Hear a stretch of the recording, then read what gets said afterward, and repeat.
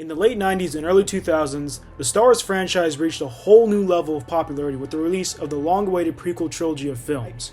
The amount of hype people had towards the release of The Phantom Menace in 1999 was, from what I could tell, absolutely insane, and it makes me wish I could be there to experience it myself. Unfortunately though, I was born in 2004, and I wasn't even a year old when Revenge of the Sith finally came out the following year, so I was never really involved with the excitement fans had at the time. However, there was one thing that came out of the Star Wars craze in the 2000s that I did get to indulge in as a child. A few months before Revenge of the Sith was released, a video game hit store shelves that ended up sparking a whole new genre of gaming. This game was called LEGO Star Wars: The Video Game. LEGO games have been around before this, however, LEGO Star Wars gave birth to the modern day version of LEGO video games, and it's all thanks to the company who created them, Traveller's Tales. LEGO Star Wars started out in a very primitive way, and it only contained content from the prequel movies. The game would always begin in a hub area, which was Dexter's Diner from Attack of the Clones, and you were put with two default characters, which were Qui-Gon Jinn and Obi-Wan Kenobi. By entering through doors in the diner, you could play through each episode in the game, and they would always include 6 different levels to complete the episode's story, therefore amounting to 18 levels total, along with bonus content. There was a large selection of characters and vehicles from the prequel movies to play as, a variety of different level types which included flying ships and pod racing, and all of which was packaged with the iconic music of John Williams. And then, 1 year later, LEGO Star Wars 2, the original trilogy, released, and it was almost a repeat of the previous game, except this time it included all content from the original trilogy of movies. Both of these games hold a large amount of nostalgia within me, as I remember vividly seeing these games being played by other people, and just seeing the game cases they came in sparks nostalgia within me. I remember one blurry memory of me and my family going to my great aunt and uncle's house years ago. My cousins were much older than me, and were able to experience the wave of Star Wars fandom that exploded in the 2000s. They had a GameCube with them in their little play area, and if I remember correctly, they were playing the first LEGO Star Wars game. That memory is ingrained into my brain, and just looking at the controller in my cousin's hand was so mesmerizing to my very young self, and now I do own a copy of LEGO Star Wars: The Video Game on GameCube, and I've had it for a long time now.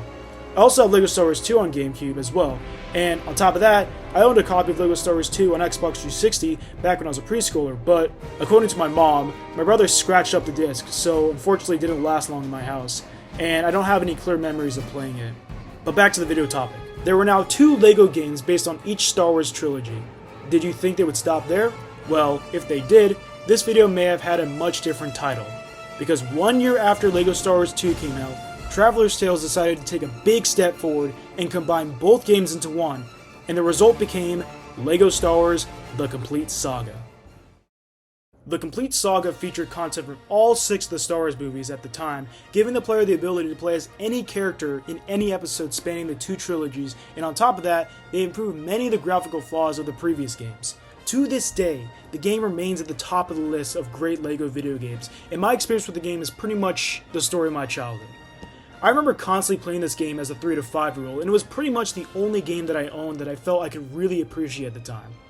My favorite moments from the game mostly stem from the original trilogy levels, and specific levels I remember the most included the Mos Eisley level from A New Hope, the Hoth Attack level from Empire Strikes Back, and the Jabba's Palace level from Return of the Jedi. I especially love the Jabba's Palace level because you get to fight the Rancor at the end. For some reason, the Rancor always looks so cool to me in the game, and it made me wish I could play as it in the game.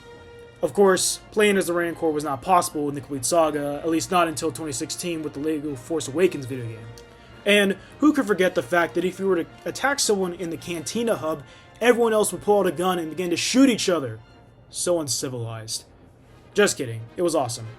But those 3 levels are pretty much a bulk of what makes the game nostalgic to me. And it's hard to name another game that tops the amount of nostalgia I have for the Complete Saga.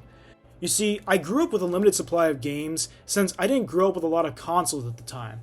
The only ones I owned were the Xbox 360 and the N64. I played the Complete Saga on the 360 obviously, but I played a lot of games in the N64 as well, and I do have a lot of nostalgia for them, such as Super Mario 64, Mario Kart, Diddy Kong Racing, Ocarina of Time, among others. But nothing could top the Complete Saga. Though I would say it took me a while to really appreciate it, as I realized even as a young child that my game options were limited. My family for some reason never thought to buy a Wii, and let me tell you, I wanted one so badly. I remember going over to a friend's house constantly, I still know him to this day, and he had a Wii with tons of games, but the one game I always wanted to play when I went over was Super Smash Bros. Brawl.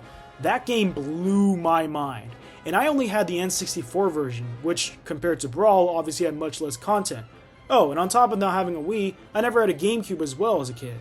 But that same friend I mentioned also had a GameCube, and he had the first 2 LEGO Star Wars games on them.